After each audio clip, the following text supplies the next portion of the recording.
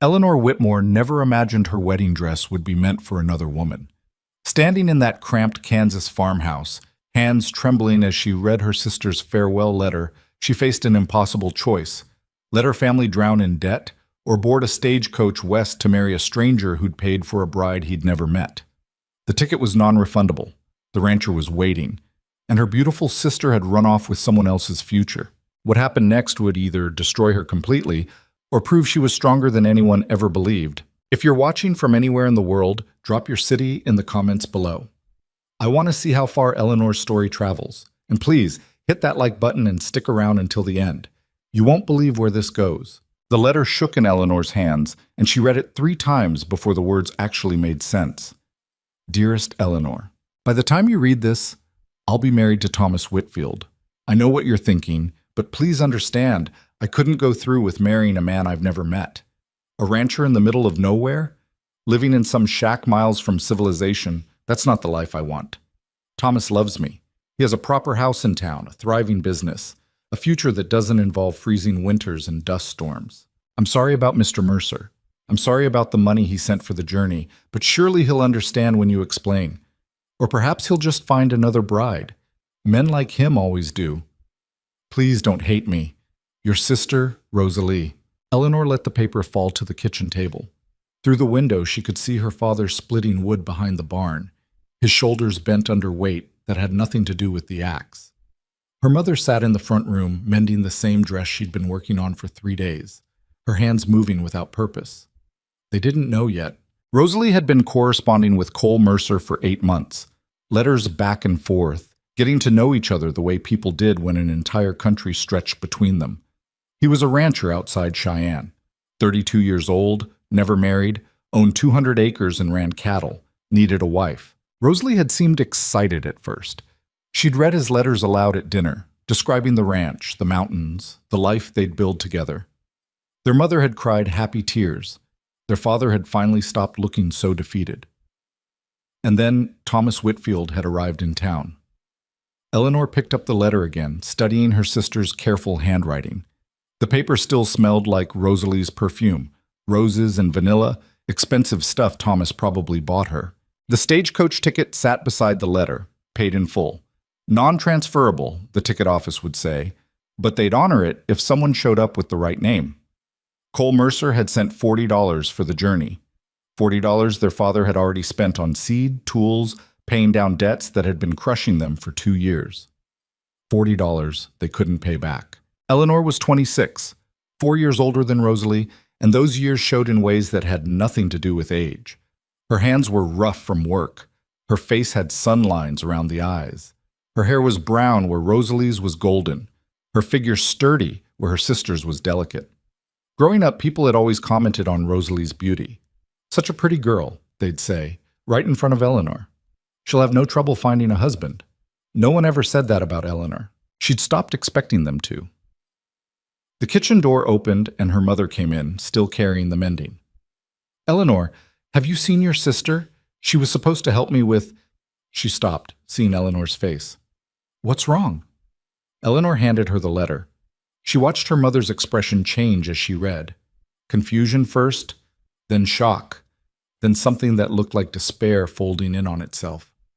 Oh no, her mother whispered. Oh, Rosalie, what have you done? She married Thomas Whitfield. When? This morning, I think. She must have left before dawn. Her mother sank into a chair, the letter falling from her hands. Your father used that money.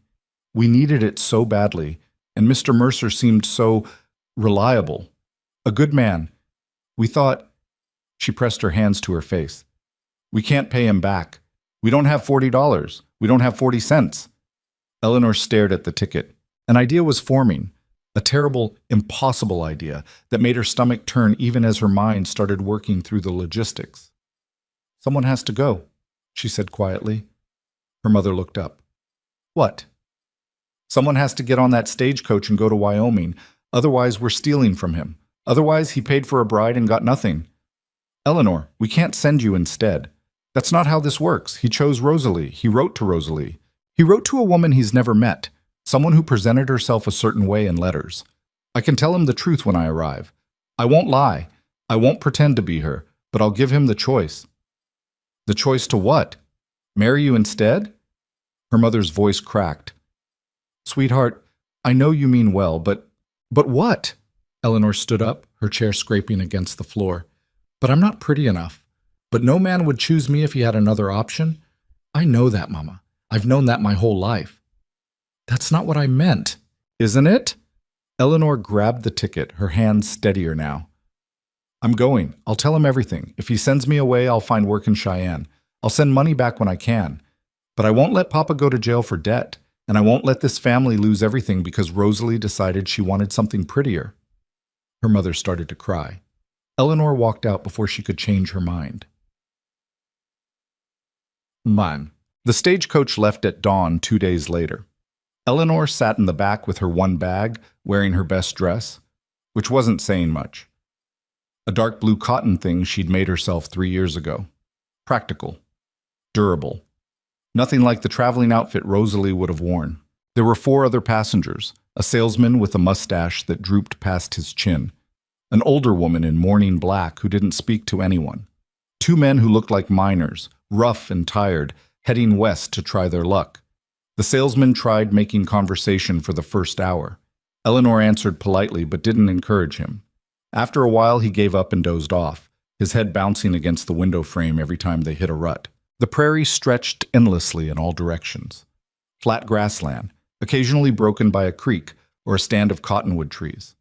The sky was enormous, bigger than Eleanor had ever imagined sky could be. It made her feel small, insignificant, perfect for disappearing. She tried not to think about what she was doing, tried not to imagine Cole Mercer's face when she stepped off the coach and he realized she wasn't the woman he'd been expecting. Would he be angry, disappointed? Would he send her away immediately, or would he at least listen to her explanation? The letters Rosalie had received were in Eleanor's bag. She'd read them all before leaving, trying to understand the man she was traveling toward. Cole Mercer wrote like someone unused to putting feelings on paper. His sentences were short, factual. He described the ranch, the work, the weather. He'd mentioned loneliness once, in a letter from March. The winters here are hard. Not just the cold, but the silence. A man can go weeks without seeing another soul. Rosalie had written back about parties and church socials, about her love of music and dancing. She'd described herself as delicate, in need of protection and guidance. Eleanor was none of those things. The stagecoach stopped that night at a way station, a rough building with a stable and a few rooms for travelers. Eleanor shared a bed with the woman in black, who snored loudly and took most of the blanket. She barely slept. The second day was worse than the first. The road got rougher as they climbed into hill country. Eleanor's back ached from the constant jolting. The salesman got sick and had to stop 3 times to vomit by the roadside. The miners argued about politics until everyone else wanted to throw them out of the moving coach. On the 3rd day, they saw their first mountains. Eleanor pressed her face to the window, staring at the distant peaks. They looked unreal, too big, too sharp against the sky, like something from a painting that didn't quite belong in the actual world. First time seeing the Rockies? One of the miners asked. His name was Jack, she thought, or John. She couldn't remember. Yes. They get bigger. He was right. By the 4th day, the mountains dominated everything. The road wound between foothills, climbing steadily. The air got thinner, colder. Eleanor wrapped herself in her shawl and tried not to think about winters here, about what Cole had written. The snow can reach the windowsills. You won't leave the house for days at a time. What was she doing? On the 5th morning, the driver called back that they'd reach Cheyenne by afternoon. Eleanor's stomach dropped. She'd spent 5 days mentally preparing for this moment, and she still had no idea what she was going to say. Hello, I'm not the woman you were expecting, but I'm here anyway, and I hope that's acceptable. It sounded insane. The woman in black noticed her expression. First time west? She asked. It was the first thing she'd said the entire journey. Yes. Running from something or toward something? Eleanor considered that. Both, I think. The woman nodded. That's usually how it goes. Cheyenne appeared on the horizon around 2 in the afternoon. It was bigger than Eleanor expected. A real town, with actual streets and buildings, not just a collection of shacks. The stagecoach rattled down the main street, passing hotels, saloons, a bank, a general store, a church. People moved along the sidewalks. Cowboys, businessmen, women in nice dresses. This was civilization, just a rough version of it, pushed up against the edge of wilderness.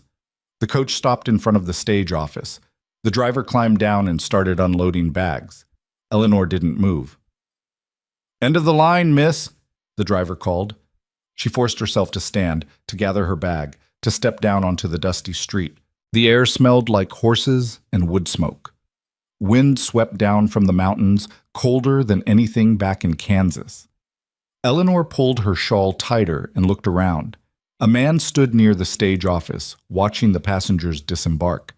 She knew immediately it was him. Cole Mercer was tall, over 6 feet, broad through the shoulders, built like someone who worked hard every day of his life.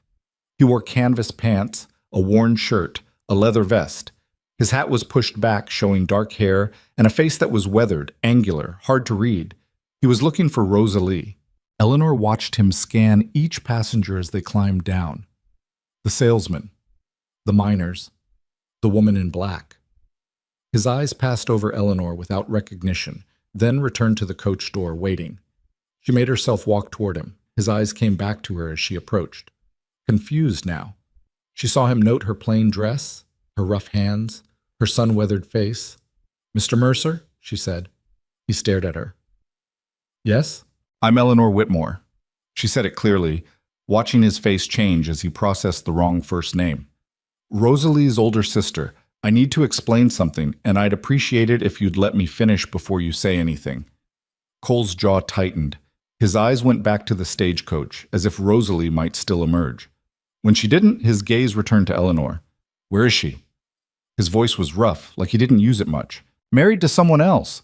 She met a man in town 3 days before she was supposed to leave. She chose him instead." Eleanor kept her voice steady, even though her heart was hammering. "She left a letter. She's sorry, but she's not coming." The muscles in Cole's jaw worked. He looked away, staring at nothing in particular down the street. "I'm not here to trick you," Eleanor continued. "I'm not pretending to be her.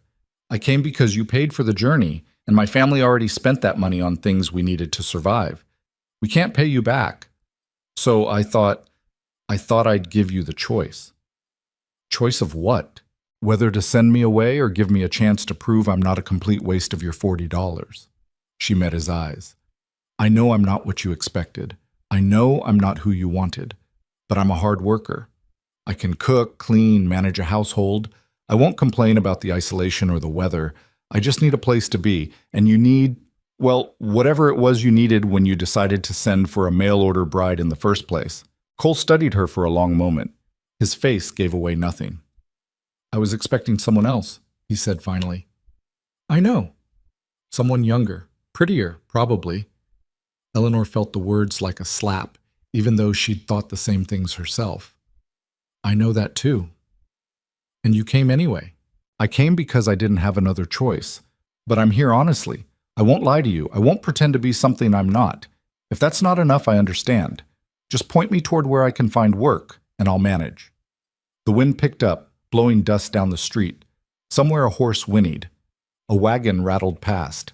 Cole took off his hat, ran a hand through his hair, put the hat back on.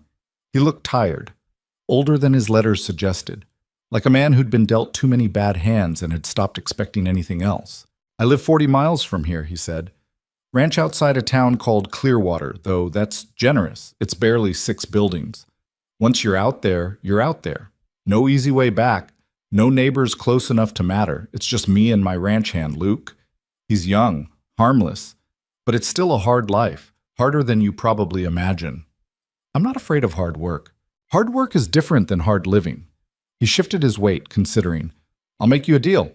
Come out to the ranch for a month. No promises, no commitments. You can see what the life actually is, and I can see if you're—" He trailed off. "If I'm suitable?" Eleanor finished. "If we're suitable for each other," he corrected. "End of the month, if either of us wants out, I'll bring you back to Cheyenne and help you find respectable work. If we both agree to make it permanent, we'll get married proper. That seem fair?" It was more than fair, more than she'd expected. "Yes," Eleanor said. "That seems fair." Cole nodded once, decisively. I've got a wagon around the corner. We'll leave now. Get to the ranch before dark. He picked up her bag without asking, already walking. You eaten?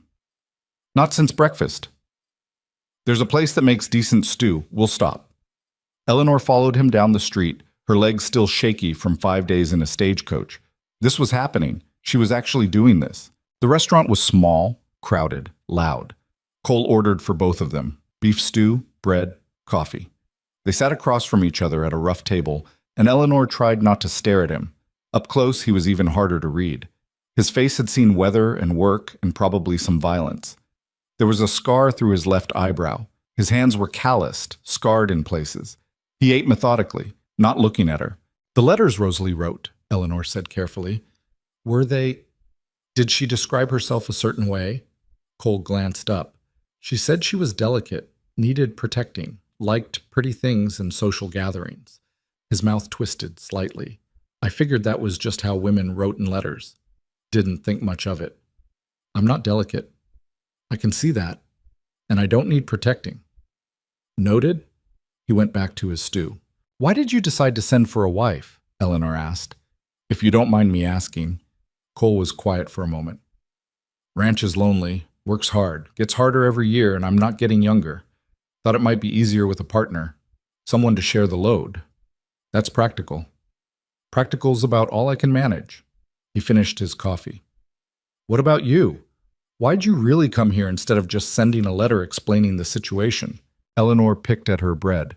Because if I stayed in Kansas, I'd spend the rest of my life being the spinster sister who couldn't find a husband. I'd work on my father's farm until he died, then on my brother-in-law's farm after that.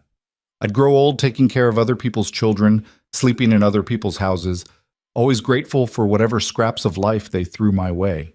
She looked up. This seemed like less of a sure thing, but more of a chance. Something shifted in Cole's expression. Not quite respect, but maybe understanding.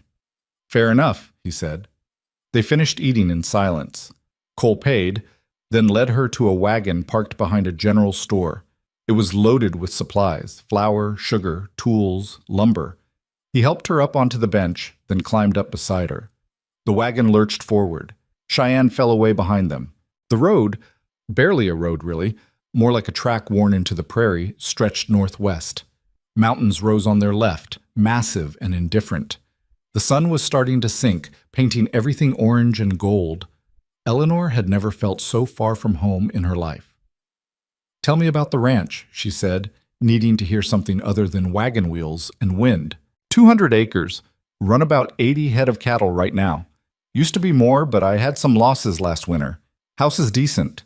2 bedrooms, kitchen, front room, barn, stable, chicken coop. Creek runs through the property when there's enough water. When there's enough water? Droughts happen. Creek dries up sometimes in late summer. He glanced at her. You know anything about cattle? Not much. You'll learn. Can you shoot? A rifle? No. I'll teach you. Bears and mountain lions don't care if you're delicate or not. Eleanor suppressed a shiver. What about Luke?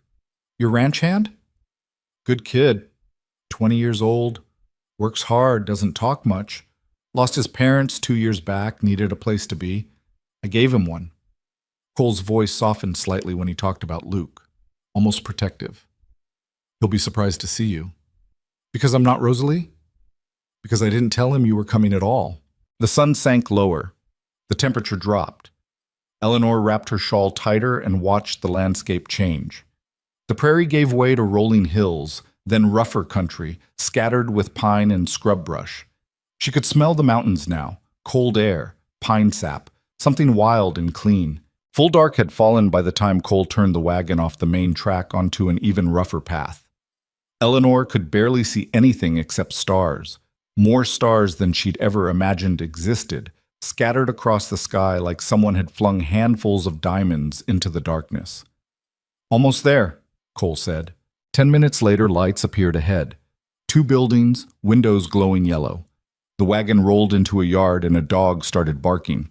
The door to the larger building opened and a young man appeared holding a lantern. Cole, he called. That you? Yeah. Cole pulled the wagon to a stop. Got a surprise, Luke. Eleanor climbed down stiffly, her legs protesting after hours on the bench. Luke approached with the lantern and she could see him clearly, young, sandy-haired, with an open, honest face that registered complete confusion when he saw her. "This is Eleanor Whitmore," Cole said, already unloading supplies. "She's going to be staying with us for a while. Eleanor, this is Luke Bennett." Luke stared at her. "I thought, didn't you say—" "Plans changed," Cole said flatly. "Help me get this unloaded, then show Eleanor to the spare room." Eleanor stood in the yard, feeling utterly lost. The house loomed before her, dark wood, solid, bigger than her family's farmhouse, but somehow lonelier. She could hear cattle lowing somewhere in the darkness. The dog, a border collie mix, sniffed her skirt cautiously.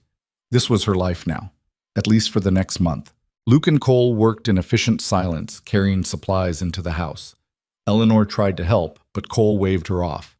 "You've been traveling for days. Go inside, warm up." She climbed the porch steps and pushed open the door. The inside of the house was exactly what she'd feared. A front room with basic furniture, chairs, a table, a cold fireplace. Through a doorway she could see the kitchen. Everything was functional, nothing was comfortable. Dust covered most surfaces. The place looked like men lived there, men who didn't care about anything except basic survival. "Sorry about the mess," Luke said, appearing behind her with her bag. "We weren't expecting company." "It's fine," Eleanor said, though it really wasn't. He led her down a short hallway to a small bedroom. A bed, a dresser, a window with no curtains. That was it. "I'll get you some blankets," Luke said. "Gets cold at night, even in summer, and there's water in the kitchen if you want to wash up. Outhouse is out back, 40 feet from the door. Watch for snakes." "Snakes?" "And spiders. Don't usually come inside, but sometimes they do." "Right." Luke hovered in the doorway, clearly wanting to ask questions but not sure how.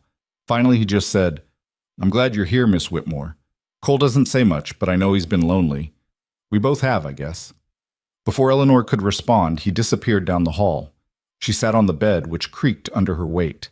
Through the thin walls she could hear Cole and Luke talking in the kitchen, their voices too low to make out words. She'd done it. She'd actually gone through with this insane plan. Now she just had to survive it. Eleanor woke before dawn, disoriented and stiff. For a moment she couldn't remember where she was. Then it all came back, the journey, the ranch, Cole's weathered face and cautious agreement. 1 month to prove herself. She dressed quickly in the cold room and made her way to the kitchen. The house was silent. Through the window she could see the first gray light touching the mountains. The kitchen was worse than she'd thought. Dirty dishes piled in a basin. The stove was crusted with grease. Supplies sat haphazardly on shelves, and the floor looked like it hadn't been swept in weeks. Eleanor rolled up her sleeves. By the time Cole and Luke emerged from wherever they'd been sleeping, she had a fire going in the stove and was making breakfast. Real breakfast. Eggs, bacon, biscuits, coffee. Cole stopped in the doorway, staring. "Morning," Eleanor said without turning around. "Food'll be ready in 10 minutes."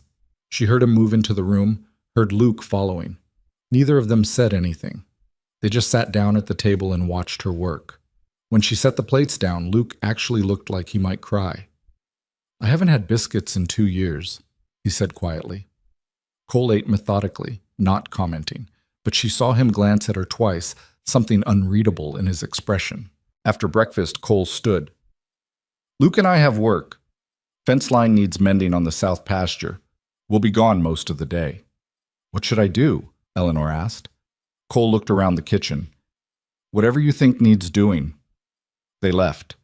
Eleanor surveyed the house in full daylight. It was even worse than she'd thought, but she'd made a promise to prove herself, to earn her place.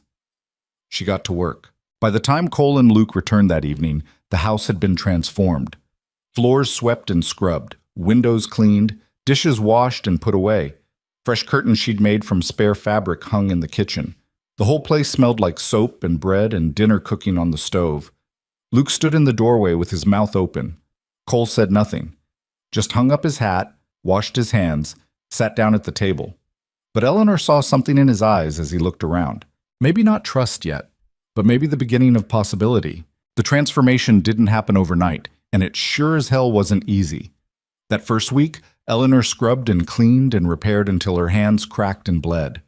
The house fought back like it had gotten comfortable being neglected. Grease didn't want to leave the stove. Dust had settled into the floorboards like it belonged there. The curtains she tried to hang kept falling because the rods were rusted through. But Eleanor was stubborn in ways her sister had never been. She woke before the men every morning, got the fire going, made coffee strong enough to strip paint.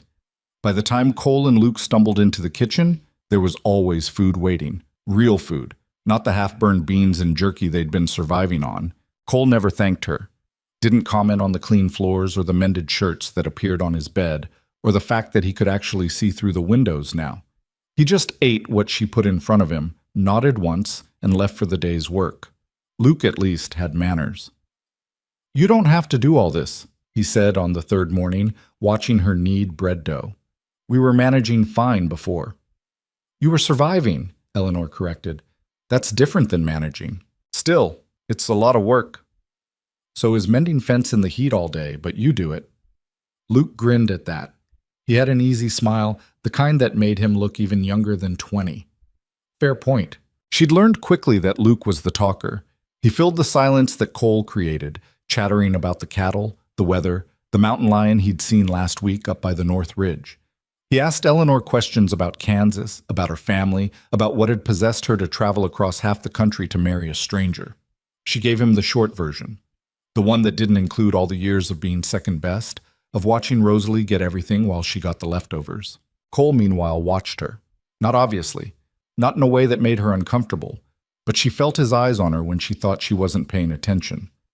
Studying her, trying to figure out if she was going to break. She had no intention of breaking. On the fifth day, Eleanor decided to tackle the real disaster, the chicken coop. It was a leaning structure behind the barn, half the boards rotted through, the door hanging on one hinge. Inside, 3 scrawny chickens pecked at nothing because no one had fed them properly in what looked like months. "You've got chickens," Eleanor said that evening at dinner, "that aren't producing eggs because they're starving." Cole looked up from his plate. "They get fed." "When? Once a week, whether they need it or not." Luke snorted into his coffee. Cole's jaw tightened. "I've been busy." "So I noticed. Well, I fixed the coop. They'll start laying again in a few days if they don't die first." She stood to clear the plates. "You might want to check on them occasionally. Just a thought." She turned away before she could see his reaction, but she heard Luke's quiet laugh. "She's got you there, boss. Shut up and finish your dinner." But the next morning, when Eleanor went to feed the chickens, she found fresh straw in the coop and the water trough filled. Cole was already gone, out checking the herd with Luke, but she knew it had been him. Something small shifted in her chest. Not quite hope, but maybe the beginning of it. The days developed a rhythm. Eleanor worked the house and the immediate yard, garden, chickens, cooking, cleaning, endless laundry. Cole and Luke worked the ranch, cattle, fences, water management, the 100 small emergencies that came with keeping animals alive in harsh country. They didn't talk much at meals. Cole wasn't built for conversation, and Eleanor had never been good at small talk, but the silence wasn't hostile anymore. It was just there, shared space between people who were trying to figure each other out. 2 weeks in, the weather changed. Eleanor woke to the sound of rain hammering the roof. Real rain, the kind that came down in sheets and turned the yard into mud within minutes. She dressed and went to the kitchen, expecting Cole and Luke to delay their work. They were already gone. She found them an hour later, drenched and cursing, trying to move cattle to higher ground. The creek that ran through the property had swollen overnight, threatening to flood the lower pasture where most of the herd was grazing. Eleanor stood on the porch, watching them work in the downpour. Luke's horse slipped in the mud and nearly went down. Cole was shouting something she couldn't hear over the rain. She went back inside, put on her oldest dress, wrapped her shawl tight, and walked out into the storm. "What the hell are you doing?" Cole yelled when he saw her approaching. "Helping! Get back inside! You need another person." She grabbed a stick and started moving toward the cattle, waving her arms. "Tell me what to do." For a second, Cole just stared at her. Rain streamed down his face. Then something changed in his expression. Calculation, maybe? Or just acceptance that she wasn't going to listen anyway. "Keep them moving east," he shouted. "Away from the creek. Don't get between them and the water." Eleanor had never worked cattle in her life, didn't know the first thing about it, But she understood panic, and she understood that if those animals drowned, Cole's livelihood drowned with them. She waded into the mud and the rain and the chaos. It took 3 hours. 3 hours of shouting and pushing and waving and praying the cows moved in the right direction. Eleanor's dress was ruined, plastered to her skin. Her hair hung in ropes down her back. She couldn't feel her feet, but they got the herd to higher ground. Luke leaned against his horse, breathing hard. That was close. Cole dismounted, looking at the swollen creek. The water was brown, churning, carrying branches and debris downstream. If they'd been an hour slower, they would have lost animals. He turned to Eleanor. She was shaking now that the adrenaline was wearing off, cold down to her bones, mud up to her knees. You shouldn't have come out here, Cole said. You needed help. You could have gotten hurt. So could you. She met his eyes. I'm not delicate, remember? I told you that. Something flickered across his face. Not quite a smile, but close. No, he said quietly. You're definitely not delicate.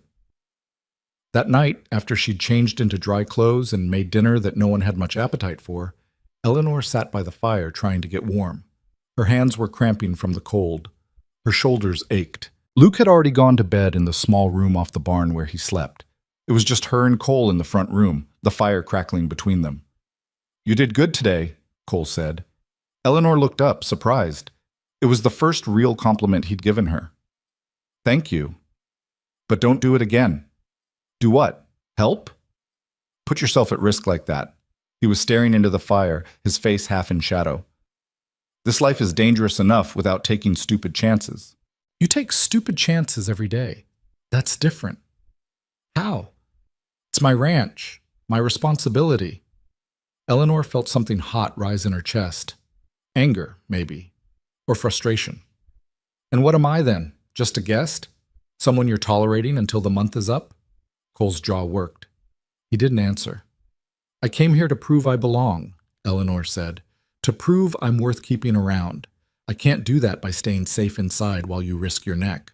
You can do it by being here. By keeping the house running, that's enough. For you, maybe. Not for me.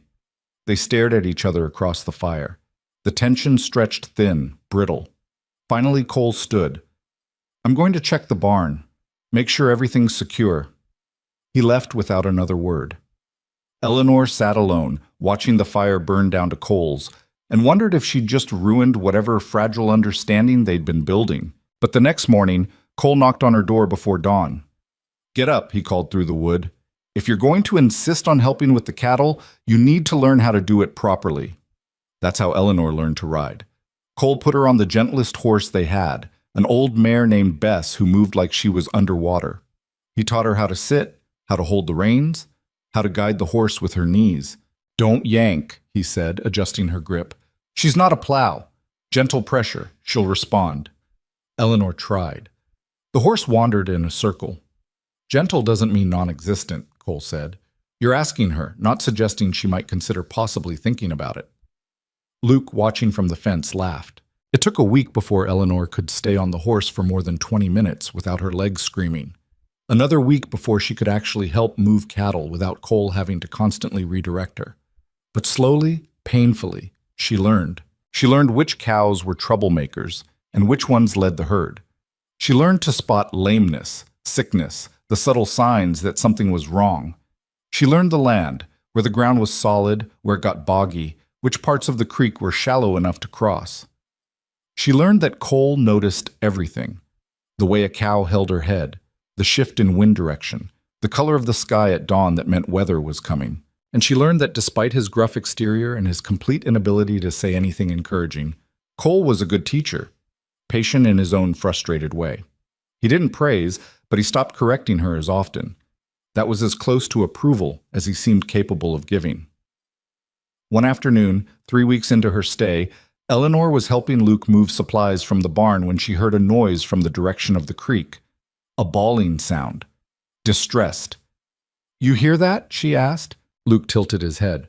Sounds like a calf. They found Cole already there, knee-deep in the creek, trying to pull a calf out of a tangle of downed branches. The animal was stuck, thrashing, making the situation worse. The mother cow paced on the bank, bellowing, Rope! Cole shouted when he saw them. "Luke, get me a rope!" But Luke was already running back toward the barn.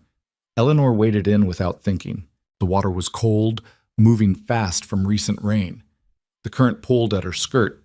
She grabbed one side of the calf while Cole worked the other, trying to maneuver it free without breaking its legs. "Careful," Cole grunted. "Don't let the current take you." The calf kicked, catching Eleanor in the ribs. She lost her footing, went down hard, swallowed water. The creek swept her downstream 10 feet before she got her feet under her again, coughing. Cole left the calf and grabbed her arm, hauling her toward the bank. "I'm fine," she gasped. "You're an idiot." "So are you. The calf can wait until we have proper equipment." But the calf couldn't wait. While they argued, it panicked harder, wedging itself deeper into the branches. Cole swore, a string of words Eleanor had never heard him use, and waded back in. Luke came running with the rope. Between the three of them, they got the calf free. It stumbled onto the bank and immediately went to its mother, shaking and exhausted but alive. Eleanor sat on the ground, dripping, her side throbbing where the calf had kicked her. Cole knelt beside her. "Let me see." "I'm fine." "Eleanor," his voice was sharp, "let me see." She pulled up her shirt enough to show the bruise already forming, dark purple, spreading across her ribs. Cole's face went hard. "Can you breathe?" "Yes." "Deeply?" She tried. It hurt, but nothing felt broken. "Yes."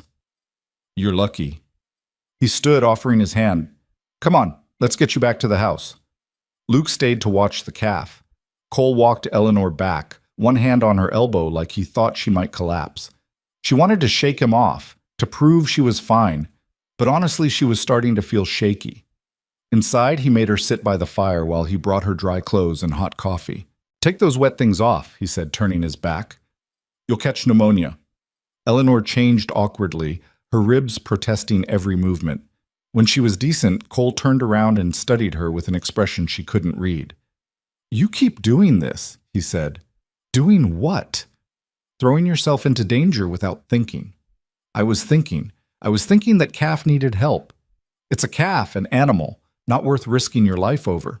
Eleanor set down her coffee with enough force to slosh it. "Everything on this ranch is worth risking something over. That's what you do every single day. Why is it different when I do it?"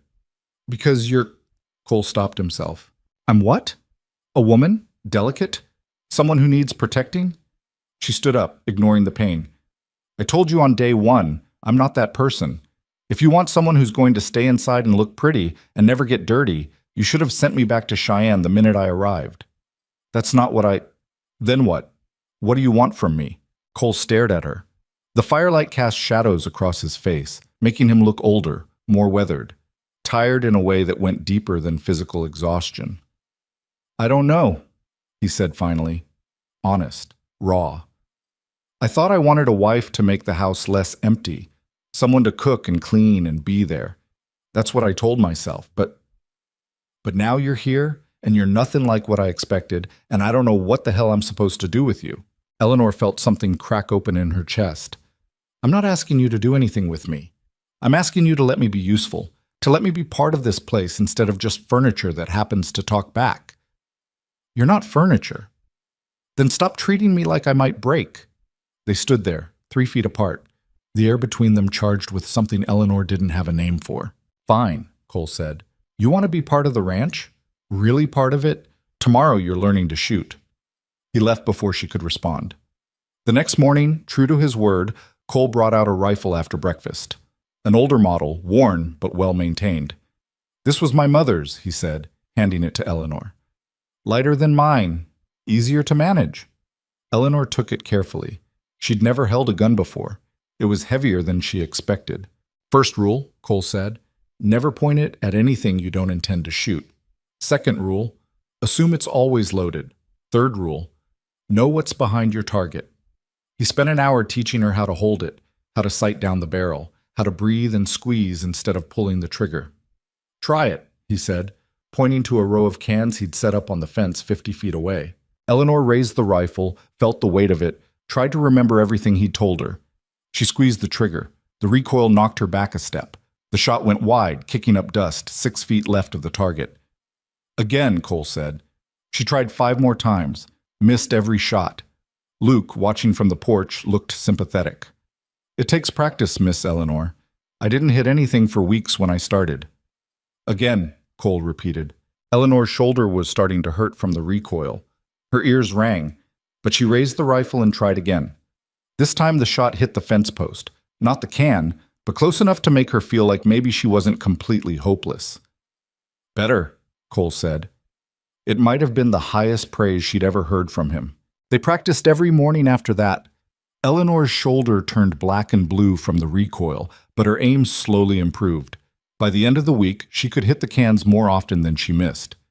Why do I need to learn this? She asked one morning, lowering the rifle. Because there are things out here that'll kill you if you can't defend yourself, Cole said. Bears, mountain lions, sometimes men who think a woman alone is easy prey. He took the rifle from her, checking it automatically. I won't always be close enough to help.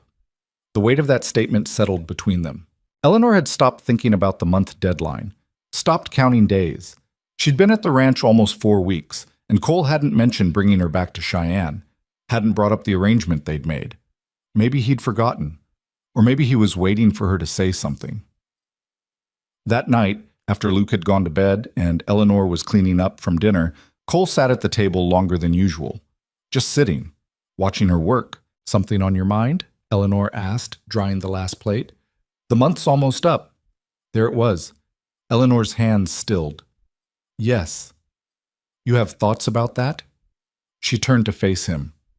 Do you? Cole's fingers drummed on the table, an anxious gesture she'd never seen from him before. You've worked harder than I expected, done more. The house looks better than it has in years. Even Luke's happier, and that kid's usually happy anyway. But, no but, Cole met her eyes. I'm saying you've proven yourself. If you want to stay, make it permanent. Eleanor's heart did something complicated in her chest. Is that what you want? I'm asking what you want. I asked first. A muscle in Cole's jaw twitched. I want you to stay. There. Happy? He said it like an accusation, like admitting it cost him something. Eleanor sat down across from him. Why? Why what? Why do you want me to stay? Because I'm useful? Because the house is clean? Cole was quiet for a long moment. When he spoke, his voice was rough. Because I sleep better knowing you're here. Because the house feels less empty. Because watching you work those cattle in the rain was the first time in years I felt like I wasn't doing this alone. He looked away. That enough reason for you? Eleanor felt tears sting her eyes. She blinked them back hard. I'll stay. Yeah? Yeah. Cole nodded once. Good. We'll go into Clearwater tomorrow. Find a minister. Make it official. That's it? That's your proposal? What else do you want? Flowers? Poetry? But his mouth twitched slightly, almost a smile. Maybe just a please. Please stay and marry me and keep making those biscuits because I'm getting used to not eating charcoal for breakfast. Eleanor laughed. Actually laughed. That's the worst proposal I've ever heard. It's probably the only proposal you've ever heard. True? She stood, walked around the table, held out her hand. Okay, Cole Mercer, I'll marry you. He took her hand. His palm was calloused, warm, solid, real. Tomorrow then, he said. Tomorrow. But tomorrow didn't go the way they planned. Eleanor woke to shouting. She threw on clothes and ran outside to find Luke yelling from the north pasture. Something about the cattle. Something wrong. Cole was already running. Eleanor followed. What they found made her stomach drop. 20 head of cattle, dead or dying, scattered across the pasture like they'd just dropped where they stood. Some were still twitching. Others had been dead for hours. What happened? Eleanor whispered. Cole knelt beside one of the dead cows, examining it.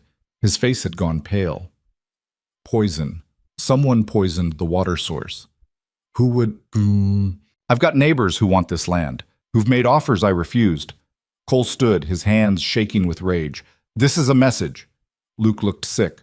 Boss, that's 20 head. That's... I know what it is. Cole's voice was flat, dead. That's a quarter of my herd.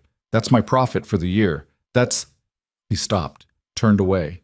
Eleanor wanted to touch him, to comfort him somehow, but she didn't know if he'd accept it. What do we do? She asked quietly. Cole was silent for a long moment. Then, we round up what's left, move them to the south pasture, check every water source, and we survive this. And the men who did this? His eyes went hard. That's a problem for another day. They worked until dark, checking the surviving cattle, moving them to safer ground. Eleanor's hands were shaking by the time they finished, not from the work, from watching Cole's face throughout the day, watching him look at each dead animal like it was a personal failure. That night, he sat alone in the dark house, not eating, not talking. Eleanor sat beside him. Didn't say anything, just sat. After a while, Cole spoke. I can't afford to replace those cattle.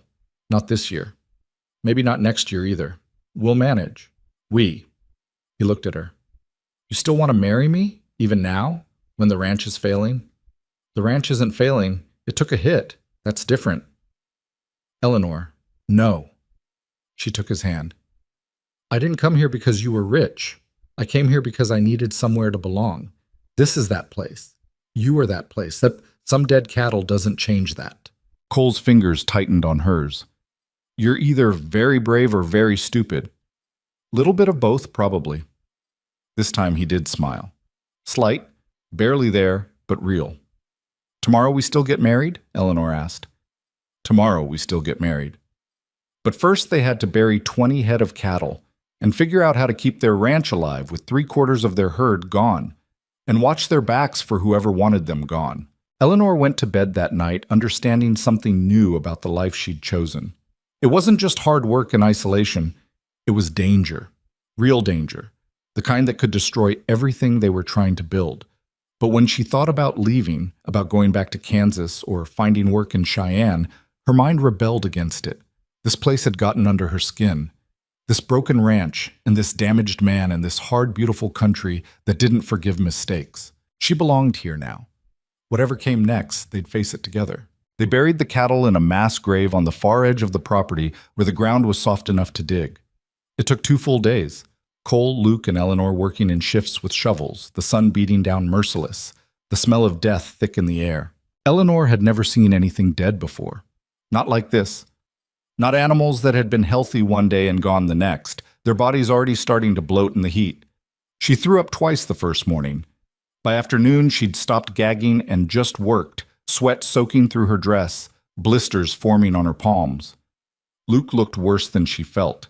His face had gone gray, and he kept having to walk away to breathe. Cole worked like a machine, methodical, silent. His shirt came off by noon, and Eleanor saw the full map of scars across his back. Old injuries, things that had healed badly. He caught her looking once and his jaw tightened, but he didn't say anything. When the last cow was buried and covered, Cole drove the shovel into the ground and left it there. A marker, a reminder. We should go to the sheriff, Luke said quietly.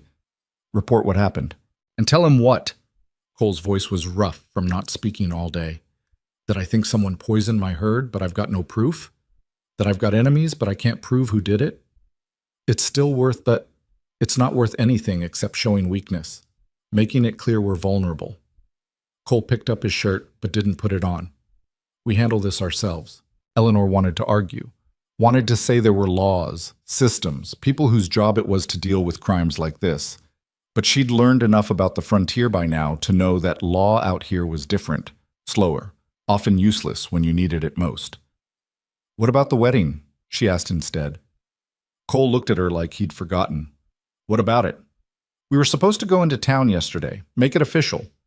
We've been burying dead cattle, Eleanor. Kind of took priority. I know that. I'm asking if we're still doing it. Something shifted in his expression, softened slightly. You still want to, even after this?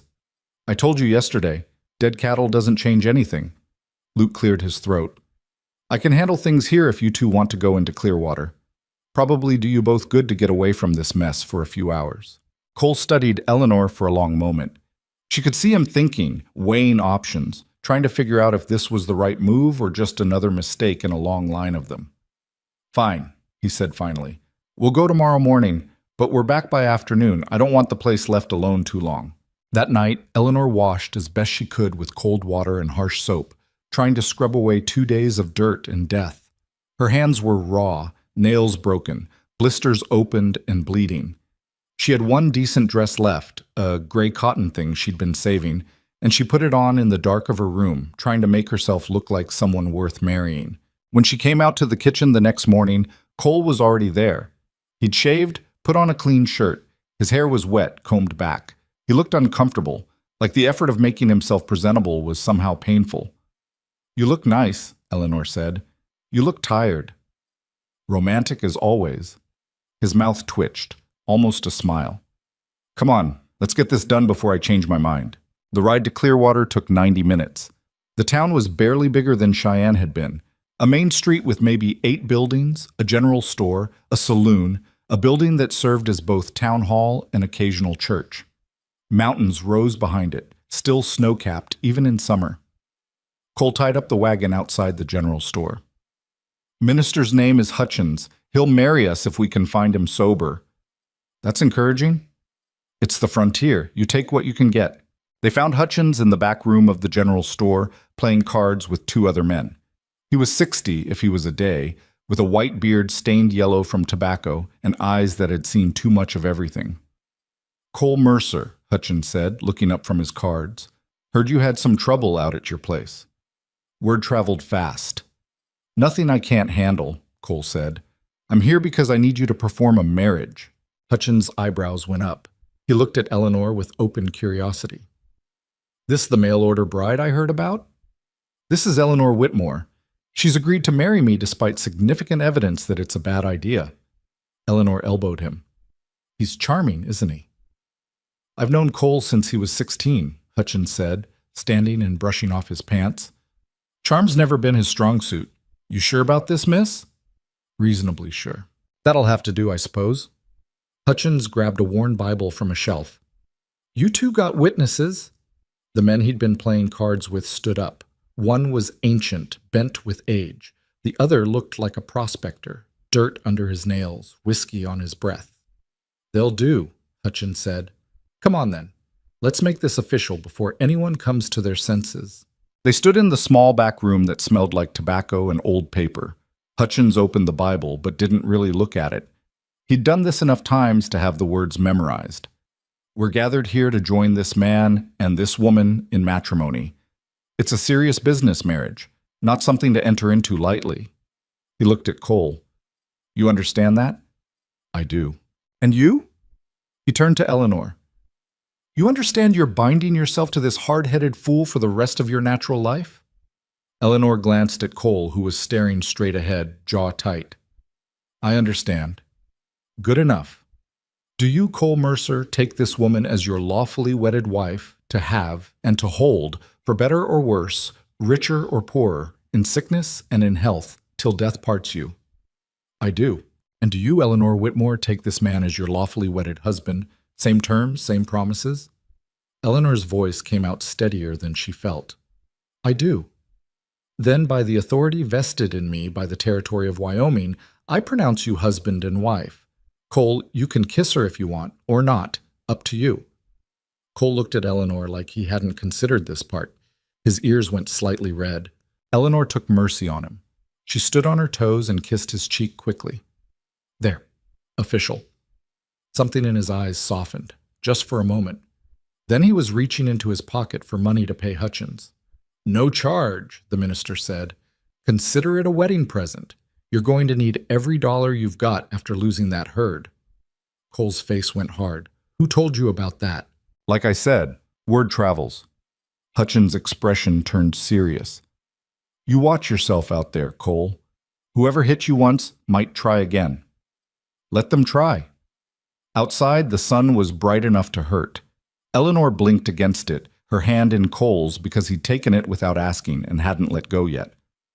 "That's it then," she said. "We're married. That's it. Feel any different?" "Not particularly. You?" "A little. Maybe." She squeezed his hand. "We should get back." But Cole didn't move toward the wagon. He was looking down the street at something. Eleanor followed his gaze and saw 3 women standing outside the general store, watching them. Well-dressed women. Town women. Their expressions made Eleanor's stomach tighten. "Who are they?" she asked quietly. "Wives of the men who want my land. Cole's voice had gone flat. Don't worry about them. But it was too late. The women were walking over. The leader, a blonde woman in an expensive green dress, smiled at Cole in a way that didn't reach her eyes. Cole Mercer, congratulations on your marriage. We heard you'd sent for a bride. Mrs. Patterson. Cole's tone was carefully neutral. Mrs. Patterson turned her attention to Eleanor and the smile got sharper. You must be the sister. How? Unexpected. I'd heard Cole was expecting someone else. Rosalie, wasn't it? The pretty one? Eleanor felt the words like a slap, but before she could respond, Cole's hand tightened on hers. This is my wife, Eleanor, he said. His voice had gone cold. And she's exactly who I wanted.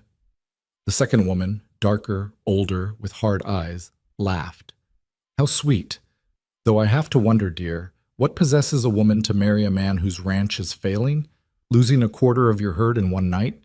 That's either terrible luck or terrible management. It was neither, Cole said. It was deliberate. Such accusations. Do you have proof? Not yet. Then perhaps you should focus less on conspiracy theories and more on salvaging what's left of your operation. My husband's offer still stands, you know, $12,000 for the whole property. That's more than generous considering the circumstances. I'm not selling. Not even to save yourself from bankruptcy? How noble. And how foolish. Mrs. Patterson's gaze slid back to Eleanor. I do hope you knew what you were getting into, dear. The Mercer Ranch has always been more trouble than it's worth. Isolated, dangerous. No place for a woman, really, especially not one who's already been rejected once. The third woman, younger, prettier than the other two, giggled. Can you imagine? Coming all this way for a man who wanted someone else. How humiliating. Eleanor felt heat rising in her face. Shame and anger tangled together in her chest. These women knew exactly where to cut. They'd probably been practicing. But before she could find words, Cole stepped between her and them. That's enough, he said quietly, dangerously. You've said your piece. Now leave my wife alone. Oh, we didn't mean any offense, Mrs. Patterson said, all false sweetness. Just making conversation. Welcome to the territory, Eleanor. I'm sure we'll see you around town, if you last that long. They walked away, laughter trailing behind them. Eleanor stood frozen. All the old feelings rushing back, the ones she'd thought she'd left in Kansas. Being second best, being the one nobody wanted, being the embarrassment. Eleanor, Cole's voice cut through the spiral. Look at me. She did. His face was tight with anger, but not at her. Everything they just said was meant to hurt you, to make you feel small. Don't give them that power. They're right, though. You did want Rosalie. You did get stuck with me instead. I didn't get stuck with anything. His hands came up to her shoulders, forcing her to meet his eyes. You think I don't know what I've got? You think I'm too stupid to see the difference between a woman who runs away at the first sign of hardship and one who buries dead cattle in the heat without complaining? Cole, I'm not finished. Those women, they don't work. They don't build anything. They sit in their nice houses in town and judge everyone who actually sweats for a living. You're worth 10 of them. 20. And if you can't see that yet, then I haven't been doing my job right. Eleanor's throat felt tight. What job is that? Making sure you know you're not second best. You're not a replacement. He stopped, frustrated with words like he always was. You're the reason I'm still standing here instead of selling everything and giving up. That clear enough for you? Eleanor nodded, not trusting her voice. Cole let go of her shoulders and turned toward the wagon. Come on, let's get out of this town before I do something I'll regret. They drove in silence for the first half hour. Eleanor stared at the mountains, at the endless sky, at anything but Cole's profile beside her. Her mind kept replaying Mrs. Patterson's words, the way they'd looked at her, like she was pathetic, desperate, something to pity. Stop thinking about them, Cole said without looking at her. I'm not. You're a terrible liar. Your face does this thing when you're upset. Your jaw gets tight. My jaw is not tight. It's tight right now. Eleanor forced herself to relax. Failed. How do you deal with it? The gossip? The people who want you gone? Cole was quiet for a while. The wagon rattled over rough ground, wheels finding every rut. I stopped caring what people thought about 10 years ago. Hasn't served me wrong yet. That easy? Didn't say it was easy. Said I stopped caring. There's a difference. He glanced at her. Those women back there? They're bored. They've got nothing better to do than tear down anyone who threatens their little hierarchy. You threaten them because you're not playing their game. How am I threatening anyone? I'm nobody. You're somebody who chose a hard life over an easy one, who works instead of gossiping, who got her hands dirty burying cattle while they were probably having tea and talking about who wore what to church. That scares them. Eleanor hadn't thought about it that way. They seemed pretty confident to me. Confident people don't need to tear others down to feel better about themselves. Cole shifted the reins. You want my advice? Forget they exist. We've got bigger problems. He was right. They did have bigger problems, like figuring out who poisoned their cattle, like surviving the financial hit, like keeping the ranch running with reduced stock and resources. But somehow Mrs. Patterson's words had gotten under Eleanor's skin in a way the practical problems hadn't. Maybe because the practical problems could be solved with work, with effort. The other thing, the feeling of being second choice, unwanted, that was harder to fight. When they got back to the ranch, Luke was waiting in the yard. His face was pale. What happened? Cole asked, already climbing down from the wagon. Nothing bad. Just, you've got a visitor. Been waiting about an hour. Who? Luke hesitated. Says his name is Thomas Whitfield. Claims he's looking for his wife. Eleanor's blood went cold. Cole looked at her. Your sister's husband? I don't know any other Thomas Whitfield. They found him on the porch, sitting in one of the chairs like he owned the place. He stood when he saw them, tall, well-dressed, handsome in a polished way that made him look out of place against the rough wood and worn ranch. Eleanor, he said, smiling, there you are. We've been worried sick. Cole's hand went to Eleanor's elbow, protective. Who the hell are you? Thomas Whitfield. I married Eleanor's sister Rosalie a few weeks ago. His eyes went to Eleanor. She's very upset, you know. She made a mistake running off like that. She wants to make things right. Eleanor found her voice. Where is she? Back in Kansas. Waiting for me to bring you home. Thomas's smile widened. She feels terrible about the confusion, about you coming all this way for nothing, but we can fix this. I've brought enough money to repay Mr. Mercer for his expenses, and we can all put this unfortunate situation behind us. Cole's voice came out dangerous. Put what situation behind us?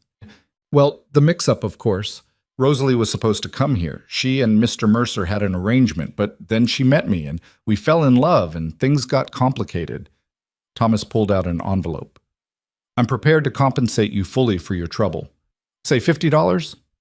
That should cover the travel expenses and your time. I don't want your money, Cole said. I understand you're upset, but surely you can see that Eleanor doesn't belong here. This is no life for a woman like her. Isolated, dangerous, doing work meant for ranch hands.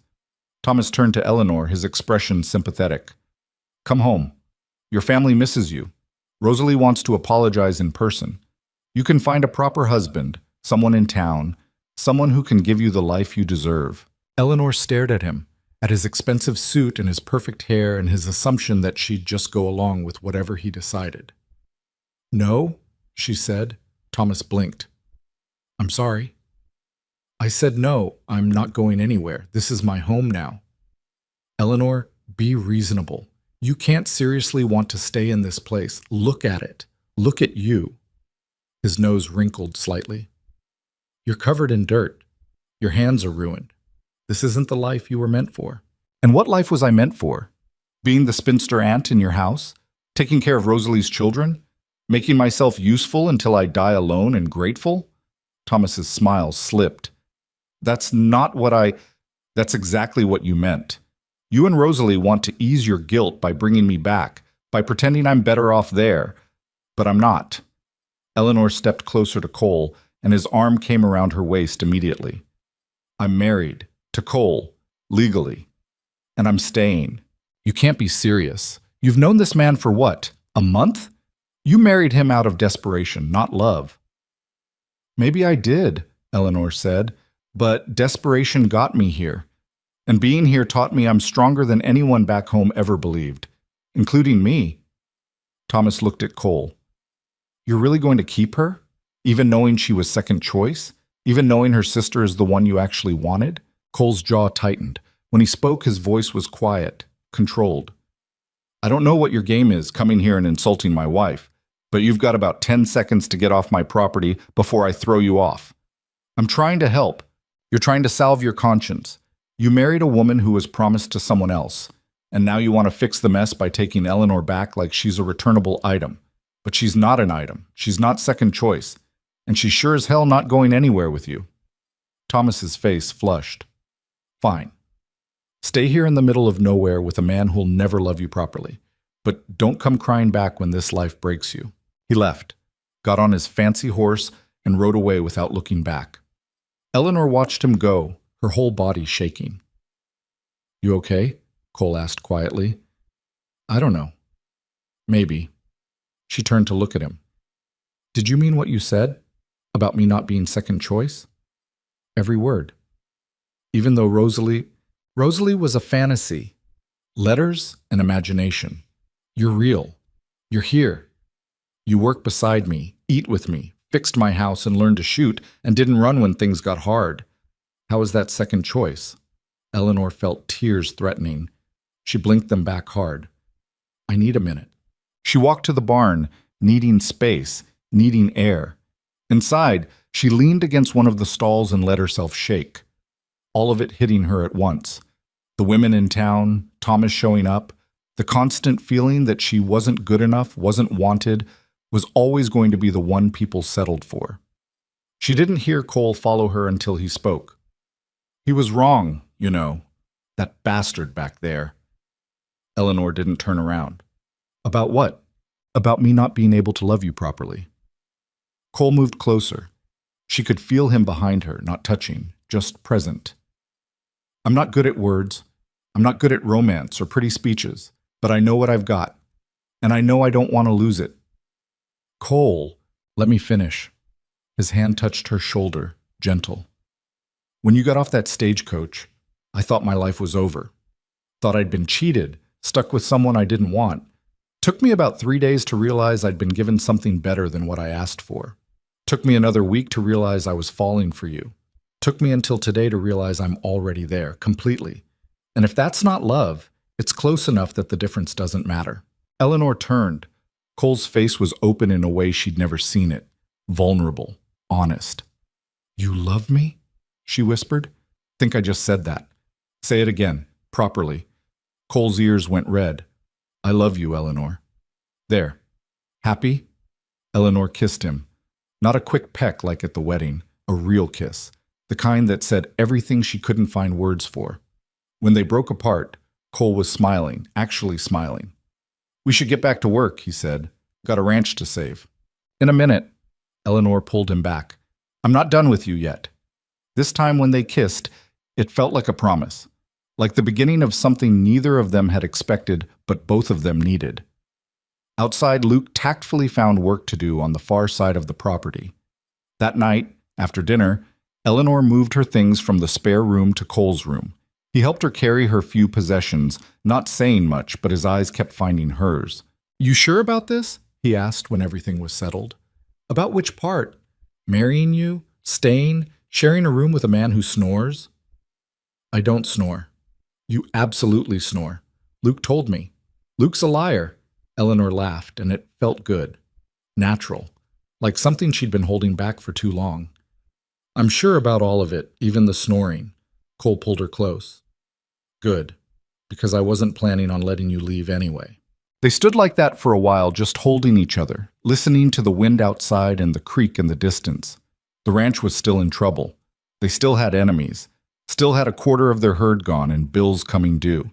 But for the first time since arriving in Wyoming, Eleanor felt like she was exactly where she belonged. The happiness lasted exactly 3 days. On the 4th morning after the wedding, Eleanor woke to find Cole already gone from bed. Not unusual. He was always up before dawn. But something felt wrong. The air had a weight to it, oppressive and still. She dressed quickly and went to the kitchen. No fire in the stove, no coffee brewing. Cole's boots were gone from by the door. Outside, the sky looked strange. Yellow-gray, like old bruises. The wind had died completely, leaving an eerie silence broken only by the nervous lowing of cattle. Eleanor found Luke in the barn, checking equipment with quick, anxious movements. "Where's Cole?" she asked. "Creek." Luke didn't look up. "It's bad, Miss Eleanor. Real bad." She walked to the creek alone, her stomach tight with dread. Cole stood on the bank, staring at a thin trickle of water barely moving over exposed rocks. What had been a decent stream 2 weeks ago was now nearly dry. The edges were cracked mud, and dead fish lay rotting in shallow pools. "How long has it been like this?" Eleanor asked quietly. "Started dropping 3 days ago. Yesterday it was half this. By tomorrow." He didn't finish, didn't need to. "Drought? Worst one in 5 years, according to Hutchins. The whole territory's suffering. Creek up north dried up completely last week. Ranchers are selling off cattle before they starve." Cole's jaw was tight. "We don't have enough water for what's left of our herd." Eleanor looked at the 60 head of cattle scattered across the pasture. They'd survived the poisoning. Now they faced dying of thirst. "What do we do?" "There's a natural spring about 8 miles north. Deeper water comes from the mountain runoff. Should still be flowing." Cole turned to face her. "We move the herd there. Set up a temporary camp. Stay with them until the drought breaks." "How long could that be?" "Weeks, maybe months. Last drought went 4 months before we got rain." "And if the spring dries up too?" Cole's expression went hard. "Then we sell what we can while they're still alive and hope we get enough to survive winter." The next 2 days were chaos. They packed supplies, moved equipment, prepared for an extended stay away from the ranch house. Eleanor filled every container they owned with the last of the creek water. Luke reinforced the temporary corral they'd need at the spring. Cole rode out twice to scout the route, making sure they could actually move 60 head of cattle that distance without losing half of them. On the morning they left, Eleanor stood in the kitchen she'd worked so hard to clean and improve, wondering if she'd ever see it again. If the ranch failed, if they had to sell, this would all be gone. Someone else's home. Someone else's future. "You ready?" Cole asked from the doorway. Eleanor nodded, not trusting her voice. The move took all day. Cattle don't hurry, especially when they're stressed and thirsty. Eleanor rode Bess, helping keep the herd together, while Cole and Luke worked the edges. The sun beat down merciless. Dust hung in the air so thick she could taste it. By the time they reached the spring, Eleanor's entire body ached. Her throat was raw from breathing dust. Her legs felt like they might give out when she dismounted. But the spring was still flowing, clear water bubbling up from underground, forming a small pool before trickling away into the thirsty ground. The cattle smelled it and surged forward, desperate. "Easy!" Cole shouted, trying to keep them from trampling each other in their rush to drink. "Luke, get on the left side. Eleanor, stay back." It took an hour to get the herd under control, to let them drink in shifts without destroying the spring or hurting each other. By the time they finished, full dark had fallen. They made camp 50 yards from the spring. Luke set up a tent for Eleanor and Cole, while Eleanor started a fire and tried to make something resembling dinner from their limited supplies. Beans and hardtack and coffee so strong it could strip rust. "This is awful," Luke said, forcing down a mouthful of beans. "I'm aware," Eleanor said. "I'm doing my best with what we've got." "Wasn't criticizing, just stating facts." Cole ate in silence, staring at the fire. His face was drawn, exhausted. Eleanor could see the weight pressing down on him, the responsibility, the fear, the constant calculation of how much longer they could hold out. That night, lying in the tent with Cole beside her, Eleanor whispered into the darkness, "We're going to be okay. We'll get through this." Cole's hand found hers. "You don't know that." "No, but I believe it anyway." He was quiet for a long time, then, "I'm glad you're here, even with all this. I'm glad you stayed." Eleanor squeezed his hand. Outside, the cattle moved restlessly, and the wind picked up, carrying no promise of rain. The days blurred together after that. They took turns watching the herd, making sure none wandered off or got taken by predators. Mountain lions prowled at night, drawn by the smell of vulnerable animals. Twice Cole had to fire warning shots to scare them off. The heat was relentless. Eleanor had never experienced anything like it. The sun seemed to press down from above, reflecting off the dry ground, creating waves of heat that made the air shimmer. She wore her bonnet constantly, but her face still burned. Her lips cracked. Her skin felt like paper. Water became everything. They rationed it carefully. Enough for the cattle first, then themselves, then cooking and washing dead last. Eleanor stopped bathing entirely. They all did. Within a week, they were filthy, smelling of sweat and smoke and animals. Luke handled it worst. He was young, unused to real hardship. Eleanor caught him crying once behind the supply wagon, overwhelmed by the heat and the work and the fear that this might never end. "Hey," she said quietly, sitting beside him. "You're doing fine." "I'm not. I'm useless out here." "You're keeping the cattle alive. That's not useless." Luke wiped his face roughly. "What if the spring dries up? What if we came all this way for nothing? Then we'll figure out the next step. That's all we can do." "How are you not scared?" Eleanor laughed, surprising herself. "Who says I'm not scared? I'm terrified. But being scared doesn't change anything. The work still has to get done." Luke looked at her with something like admiration. "Cole's lucky he got you instead of your sister. She wouldn't have lasted a day out here." "Probably not," Eleanor agreed. "But that doesn't make me better than her, just different." 2 weeks into their stay at the spring, a group of riders appeared on the horizon. Cole saw them first. His hand went to his rifle immediately. "Luke, get over here." Eleanor counted 5 riders. They approached slowly, deliberately, in a way that made her nervous. The leader was a big man, late 40s, with a face weathered by sun and cruelty. He rode like he owned everything he looked at. "Cole Mercer," the man said, stopping his horse 20 feet away. "Heard you were camped out here." "Patterson." Cole's voice was flat. "You're a long way from town." So this was Mr. Patterson, the husband of the woman who'd insulted Eleanor in Clearwater. "Looking at the situation," Patterson said, his eyes sweeping over their camp, the cattle, the spring. "Seems you're barely hanging on. That's a shame." "We're managing fine. Are you? Because from where I'm sitting, you've got 60 head of cattle fighting over one water source. You're living in a tent, and every day this drought continues costs you money you don't have." Patterson smiled. It wasn't friendly. "My offer still stands, $15,000 for the whole property. That's more than generous considering you're about to lose everything anyway." "I already told your wife, I'm not selling. That was before you lost a quarter of your herd, before the drought hit. Times change, Mercer. Smart men adapt." Cole's knuckles went white on the rifle. "Get off my land." "This isn't your land. This is open range. The spring belongs to whoever gets here first." Patterson's eyes went to Eleanor. "Though I have to say I'm impressed. Your wife's tougher than she looks. Most women would have run back to civilization by now." "Leave her out of this. Just making an observation. You married yourself a survivor. Question is whether she can survive what's coming." "Is that a threat?" Patterson's smile widened.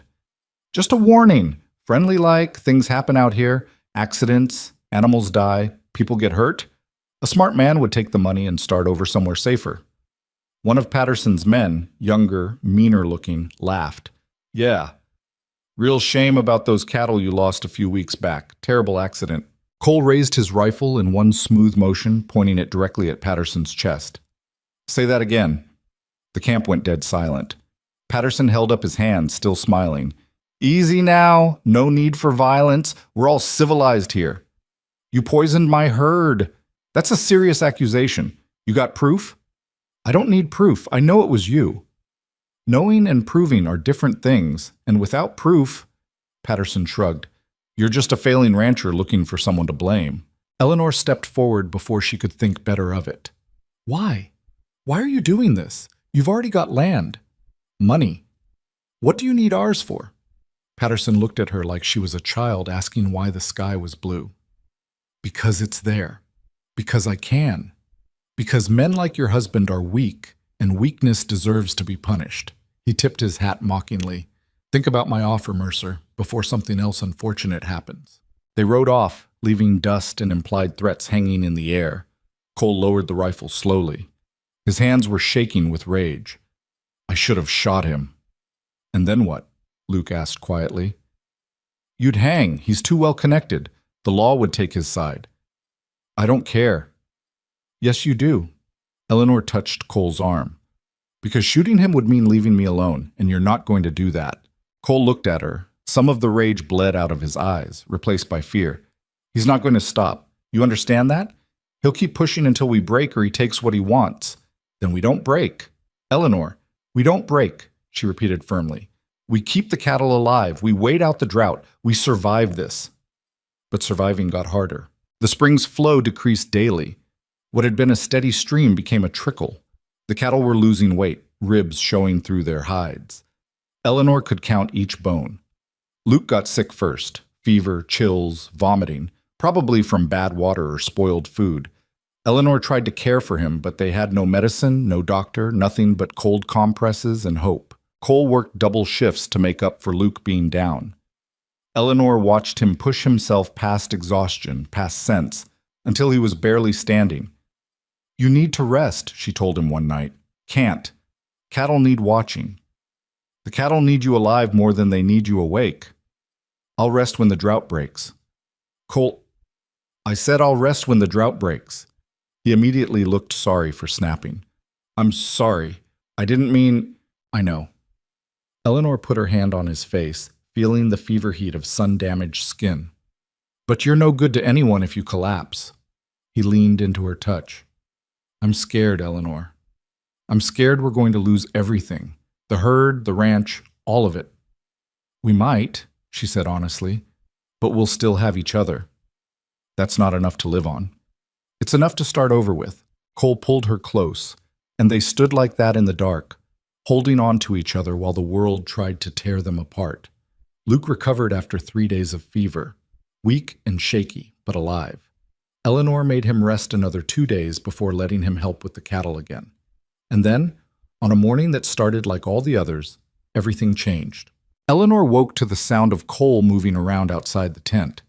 Nothing unusual. But when she emerged, he was staring at the sky with an expression she couldn't read. What is it?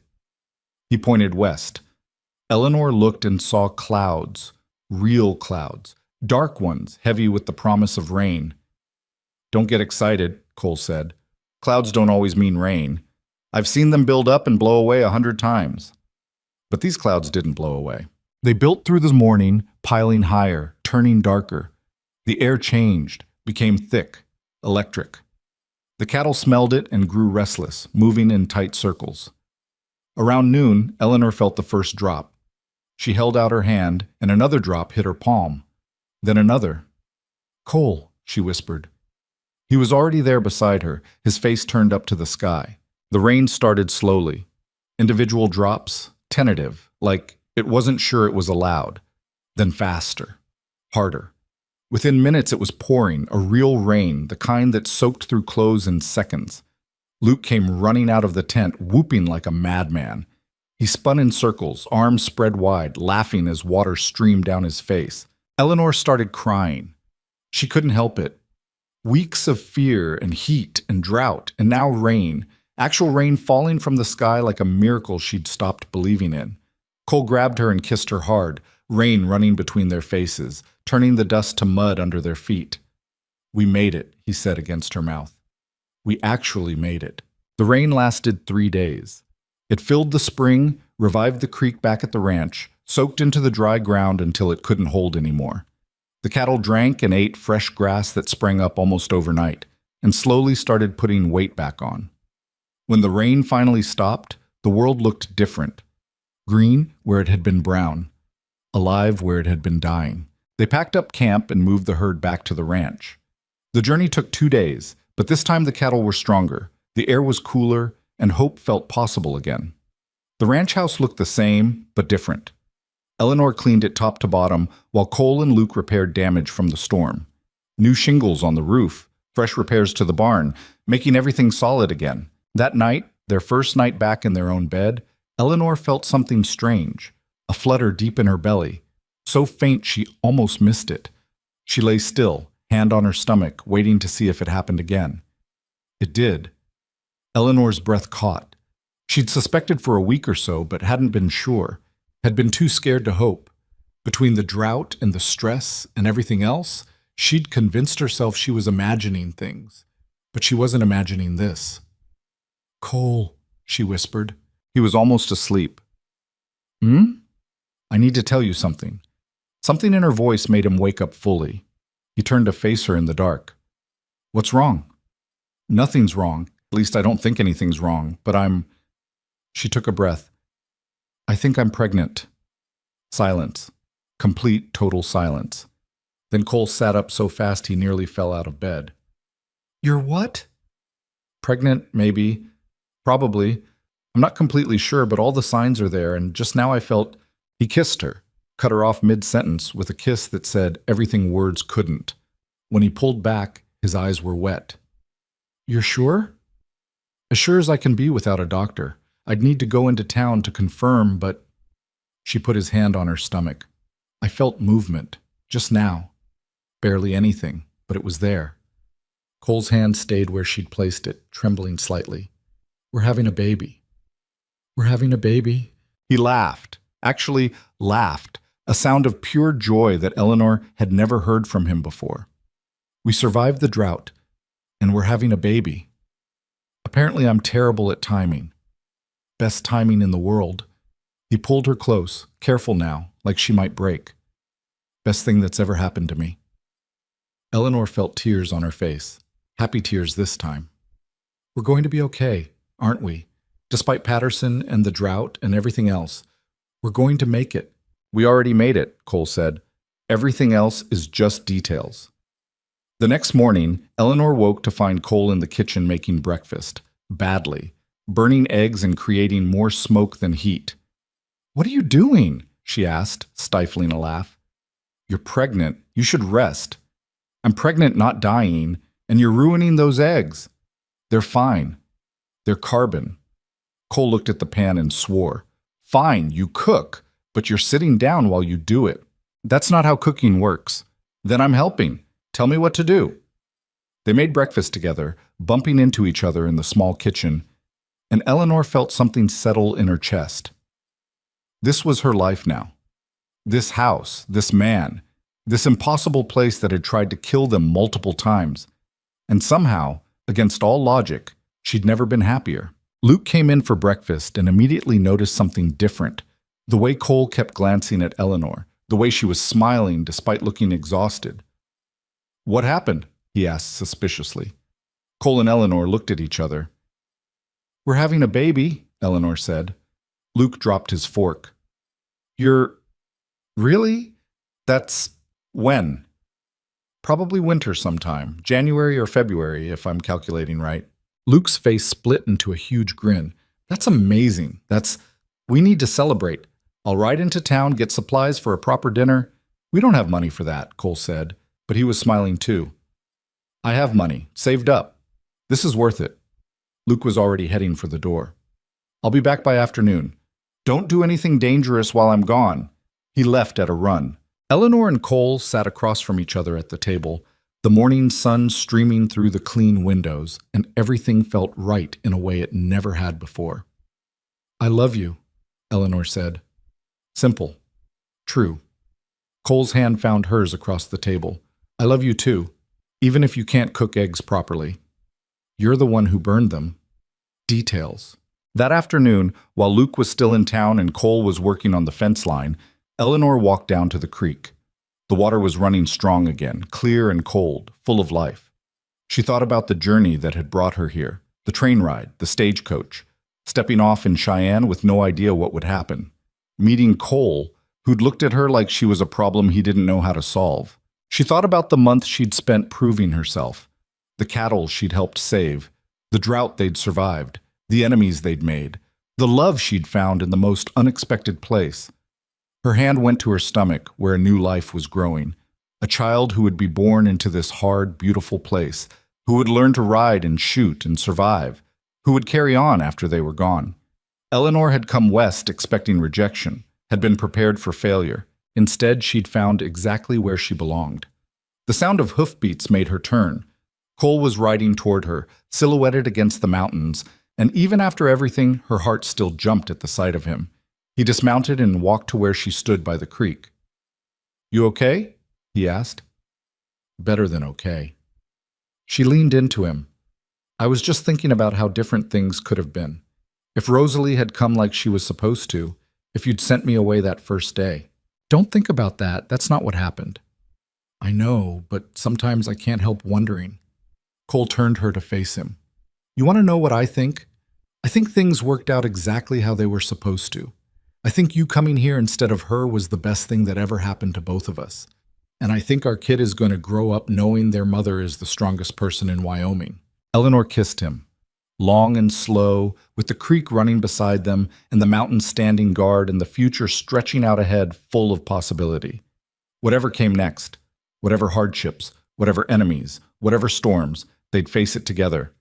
And that was enough. Luke came back from town that afternoon with more than supplies. He came back with news that made Cole's face go dark. "Patterson's been talking," Luke said, unloading flour and coffee from the wagon, "telling everyone in Clearwater that you're finished, that it's only a matter of time before you lose the ranch and he buys it for pennies." "Let him talk," Cole said, but his jaw was tight. "There's more. He's been buying up water rights. Every creek and spring within 20 miles. Says when the next drought hits, you'll have nowhere to go." Eleanor felt cold despite the warm afternoon. "Can he do that?" "Legally, yeah." Cole leaned against the wagon, looking tired. "Water rights are complicated out here. First person to claim and register them usually wins. I never bothered because the creek's been reliable for years." "Until it wasn't," Eleanor said quietly. "Until it wasn't." They stood in silence for a moment. Then Luke said, "There's one more thing. Someone's been asking questions about you, Eleanor. About where you came from. About your sister." Eleanor's stomach dropped. "Who?" "Didn't get a name. Just a man in a nice suit, staying at the hotel, asking about the mail-order bride who married Cole Mercer instead of the woman he was expecting." Cole's hand went to Eleanor's shoulder. "Could be Thomas again. Or it could be Patterson looking for ammunition," Luke said. "Either way, it's not good." That night, Eleanor couldn't sleep. She lay beside Cole, listening to him breathe, her hand on her still flat stomach. The baby was real now, growing, and she was bringing it into a world where men like Patterson could destroy everything they'd built out of pure greed. "You awake?" Cole whispered. "Yeah." "Thinking about what Luke said?" "Among other things." She turned to face him in the dark. "What if we can't win this? What if Patterson just keeps pushing until we have nothing left?" Cole was quiet for a long time. "Then we start over somewhere else. Montana, maybe, or Oregon." "You'd leave the ranch?" "I'd do anything to keep you and the baby safe. The ranch is just land. Your family." Eleanor felt tears prick her eyes. 6 months ago, she'd been the unwanted sister in a Kansas farmhouse. Now she was lying next to a man who'd choose her over everything he'd built. "I don't want to run," she said. "Neither do I." "So what do we do?" Cole pulled her close. "We fight, but smart. Not with guns or fists. We beat him at his own game." The next morning, Cole rode into Clearwater alone. He came back 6 hours later with a lawyer, a thin man named Garrison, who looked too young to be any good at his job. "Mr. Garrison's going to help us file proper claims on our water sources," Cole explained. "Make sure everything's legal and registered before Patterson can challenge it." Garrison nodded, setting up papers on the kitchen table. "I've reviewed the territory records. Your creek originates on your property, which means you have primary rights. But Patterson's filed claims on 3 springs that feed into it upstream. If he blocks those, he can choke off our water supply without touching our land," Cole finished. "Exactly." Garrison pushed his glasses up. "However, there's a provision in territorial law about existing use. Since you've been running cattle on this land for 12 years, you have historical precedent. We can challenge his claims." "How long would that take?" Eleanor asked. "Months, maybe a year, and it'll cost money you probably don't have." Cole rubbed his face. "What's the alternative?" "You could try to buy the water rights from him. Negotiate." "Patterson doesn't want to negotiate. He wants me gone." Garrison looked uncomfortable. "Then you're in a difficult position, Mr. Mercer. I'm sorry." After the lawyer left, Cole sat at the table with his head in his hands. Eleanor had never seen him look so defeated. "We'll figure something out," she said, sitting beside him. "With what? We barely survived the drought. We don't have money for a legal battle. We don't have—" He stopped, looking at her. "I'm sorry. I shouldn't dump this on you. Not with the baby. The baby is exactly why you should tell me everything. We're in this together, remember?" Cole managed a slight smile. "Yeah, together." The answer came from an unexpected source 2 days later. Eleanor was in the garden, fighting with weeds that seemed to grow faster than vegetables, when she heard a wagon approaching. She stood, shading her eyes against the sun, and saw two women climbing down. Her stomach clenched. She recognized one of them, Mrs. Patterson, the blonde woman who'd insulted her in town. But the other woman was different, older, dressed simply, with kind eyes and work-roughened hands. "Mrs. Mercer," the older woman said, approaching with her hands held out peacefully. "My name is Sarah Chen. I run a small ranch about 15 miles east of here. May I speak with you?" Eleanor glanced at Mrs. Patterson, confused. "I'm not here to cause trouble," Mrs. Patterson said quietly. She looked different than she had in town, smaller, less sure of herself. "I came because Sarah asked me to, and because I owe you an apology. This had to be a trick." Eleanor looked toward the barn where Cole was working. "My husband should hear this too." "Please," Sarah said, "just give us a few minutes." They sat on the porch, an awkward arrangement with Eleanor watching them both warily. Mrs. Patterson kept twisting her hands in her lap. "I was cruel to you in town," Mrs. Patterson said finally. "The things I said about you being second choice, about your sister, that was wrong. I knew it was wrong when I said it, and I've regretted it since." "Why?" Eleanor asked bluntly. "Why say it if you knew it was wrong?" "Because my husband told me to, because he wanted you to feel small and unwelcome, because—" She stopped, taking a shaky breath. "Because he uses people, manipulates them, and I was too afraid to stand up to him." Sarah reached over and squeezed Mrs. Patterson's hand. "Tell her the rest." Mrs. Patterson looked at Eleanor with eyes that were frightened and exhausted. "My husband is planning something. I don't know all the details, but I heard him talking to his men. They're going to do something to your ranch, something worse than poisoning cattle, and I couldn't stay quiet anymore." Eleanor's blood ran cold. "What kind of something?" "I don't know exactly, but it involves fire, and it's supposed to happen soon, within the week." Eleanor stood up so fast her chair nearly tipped over. "Cole!" He came running from the barn, rifle in hand, Luke right behind him. He stopped short when he saw the women on the porch. "What's going on?" Eleanor quickly explained.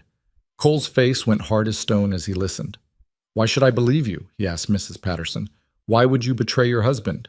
"Because I'm tired of being married to a monster," Mrs. Patterson said, and her voice broke. "Because I've watched him destroy good people for 20 years, and I can't do it anymore. Because if something happens to you or your wife or that baby she's carrying, I'll never forgive myself." Sarah spoke up. "I can vouch for Margaret. She came to me 3 days ago, terrified. She's telling the truth." Cole looked at Eleanor. She could see him thinking, calculating, trying to decide if this was legitimate or an elaborate trap. "What do you want in return?" he asked Mrs. Patterson. "Nothing, just, when this is over, if you could help me leave him. I have nowhere to go. No money of my own. He controls everything." Eleanor saw something shift in Cole's face. Understanding, maybe, or compassion for someone else trapped in an impossible situation. "If you're telling the truth," he said slowly, "then yeah, we'll help you. But if this is a trick, it's not a trick. I swear it's not." Sarah pulled a folded paper from her pocket. "I brought something that might help. A petition.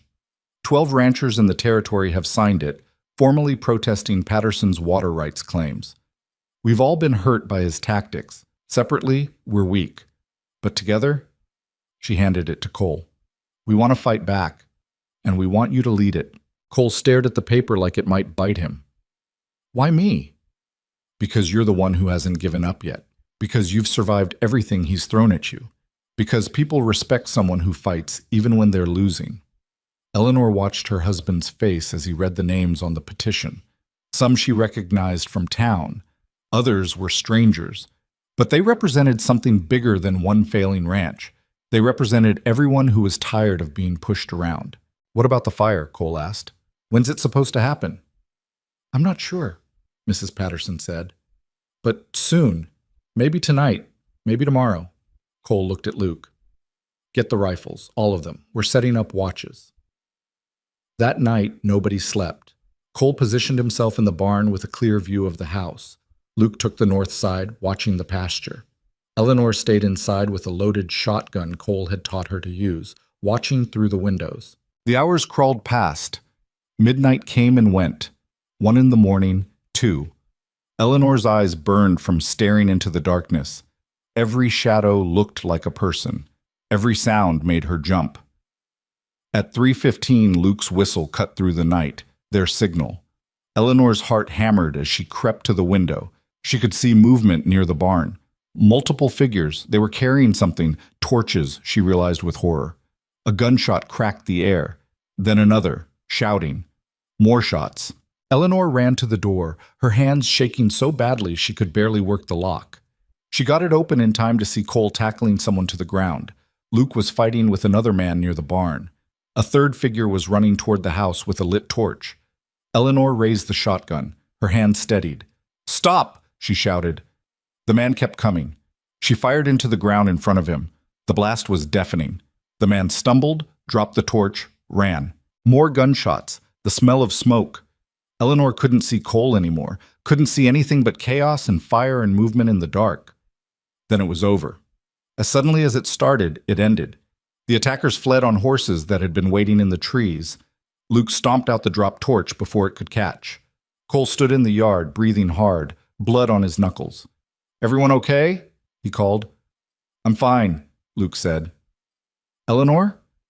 "I'm here. I'm okay." They stood in the yard as dawn started breaking, looking at the damage. Not much, thankfully. A scorch mark where the torch had fallen.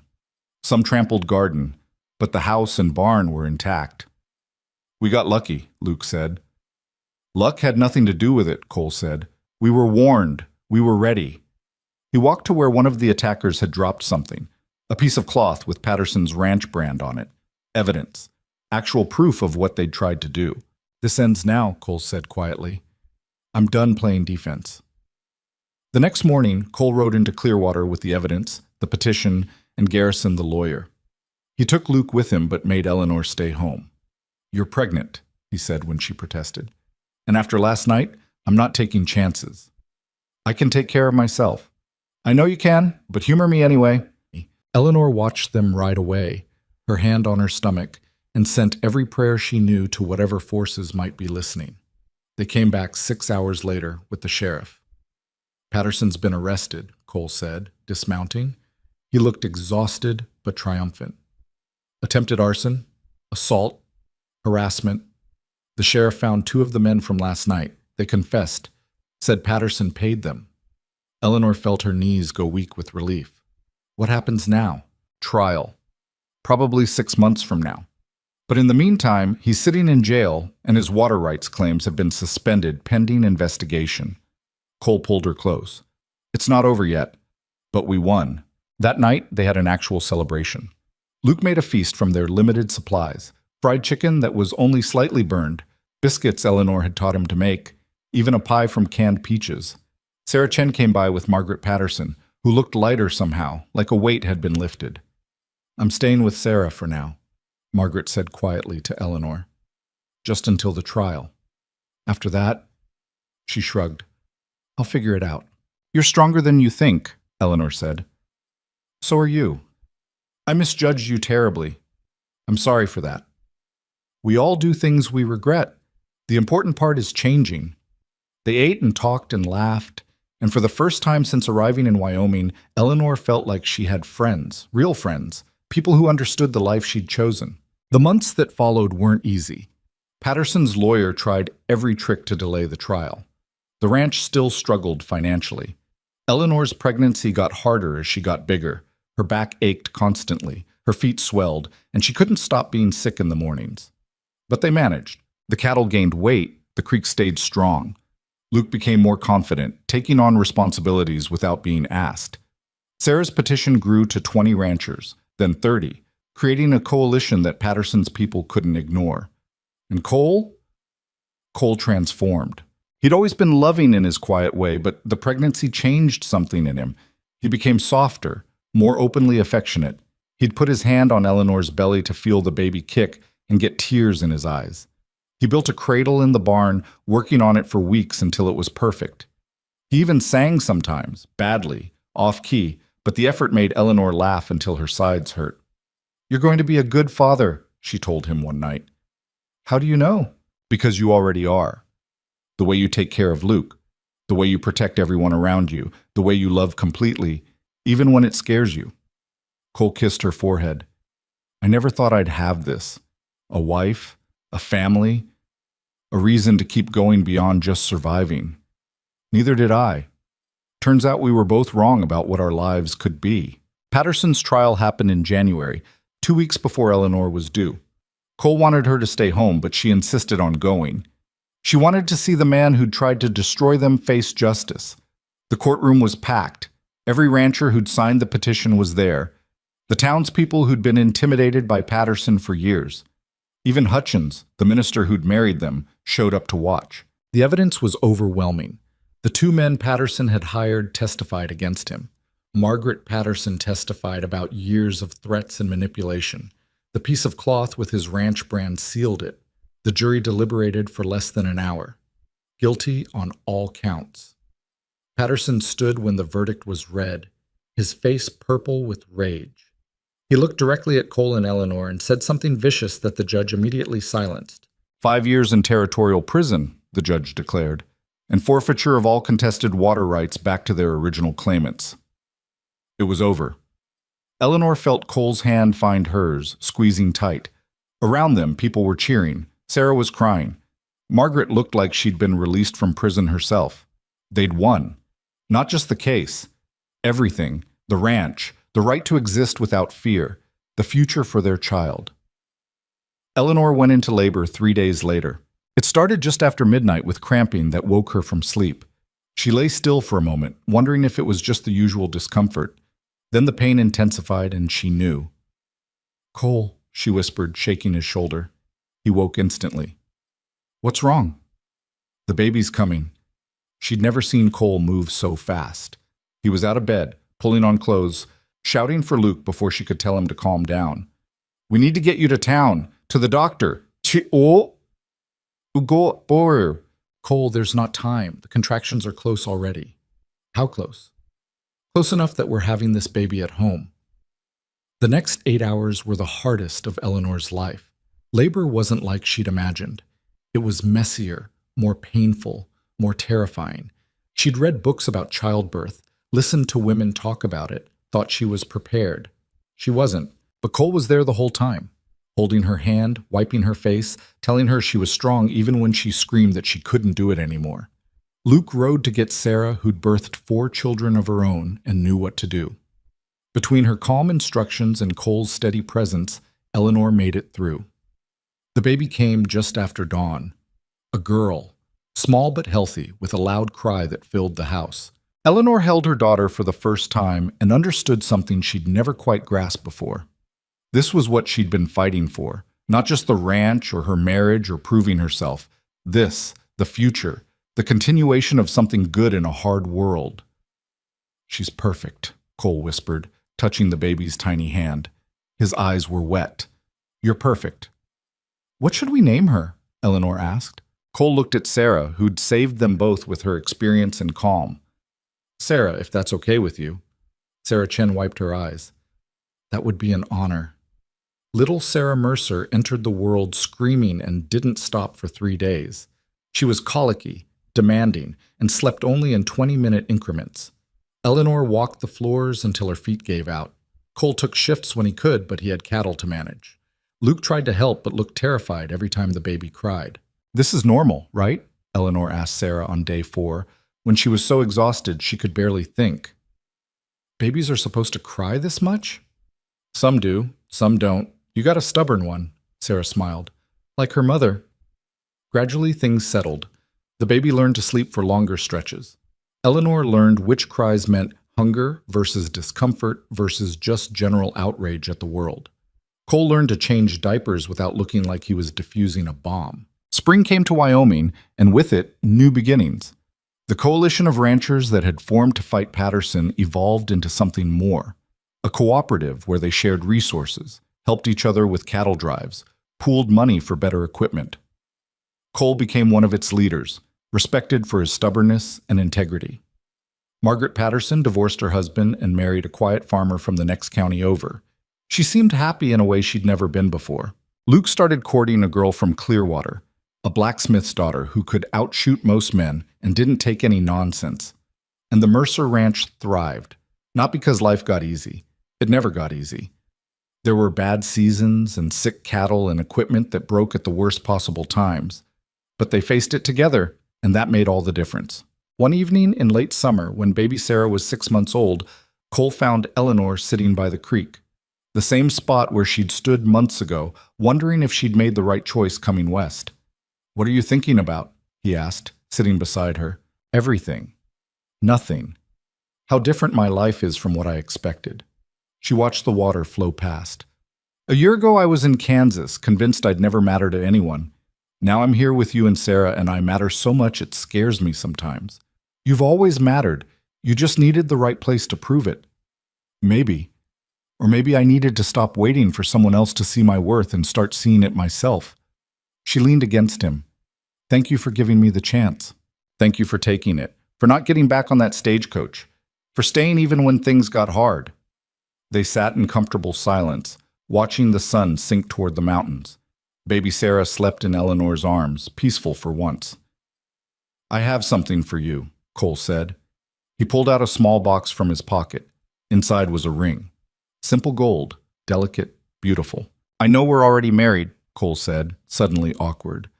"But when we got married the first time, I didn't have anything to give you, and I wanted you to have something that shows you're not second choice. You're the only choice, the best choice, the one I'd make again every single day." Eleanor slipped the ring on her finger. It fit perfectly. "I love you," she said, "not because you're perfect, not because life with you is easy, but because you see me, really see me, and you choose me anyway." "That's exactly why I love you," Cole said. They walked back to the house together as twilight settled over the ranch. Inside, Luke was attempting to cook dinner and making a spectacular mess of it. The house smelled like burnt meat and smoke and home. Eleanor looked around at the life she'd built. The clean kitchen where she'd scrubbed away years of neglect. The cradle Cole had made with his scarred hands. The rifle by the door she'd learned to shoot. The land outside that had tested every ounce of her strength. None of it was easy. None of it was perfect. But it was hers. She'd come west expecting nothing and found everything. Found strength she didn't know she had. Found love she didn't know existed. Found a place where being second choice had turned into being exactly right. Years later, when baby Sarah was old enough to ask questions, Eleanor would tell her the story. About how she'd traveled across the country to marry a stranger, about how she'd buried cattle and survived drought and fought off men who wanted to destroy them, about how her father had chosen Eleanor over the woman he thought he wanted, and it had been the best decision either of them ever made. And Sarah would ask, "Were you scared?" And Eleanor would answer honestly, "Every single day, but I did it anyway." That's what courage is. Not the absence of fear, but the choice to keep going despite it. Because that was the truth of their lives, the truth of the frontier, the truth of love itself. It wasn't the grand gestures or the perfect moments. It was the daily choice to stay, to fight, to build something worth keeping even when the world tried to tear it down. The ranch Eleanor and Cole built together lasted for generations. The cooperative they'd helped create changed how ranchers in the territory operated. Their daughter Sarah grew up strong and capable, married a good man, raised her own children on the land her parents had fought to keep. And sometimes, on quiet evenings, those children would find their grandmother Eleanor sitting by the creek, watching the water flow past, and she'd be smiling like she knew a secret. The secret was simple. She'd bet on herself when no one else would. She'd chosen the hard path over the safe one. She'd become the woman she was always capable of being, and she'd never once regretted it. The Wyoming wind blew through the valley, carrying the scent of pine and water and possibility. The mountains stood eternal watch. The house stood strong against the elements. The creek flowed on, feeding the land, sustaining the life they'd built. Eleanor Mercer, once Eleanor Whitmore, once the unwanted sister, once the second choice, sat in the home she'd made and knew with absolute certainty that she'd found exactly where she belonged. Not because it was easy, but because it was real, because she'd earned every single piece of it with blood and sweat and stubborn refusal to give up. And in the end, that was enough. It was more than enough. It was everything.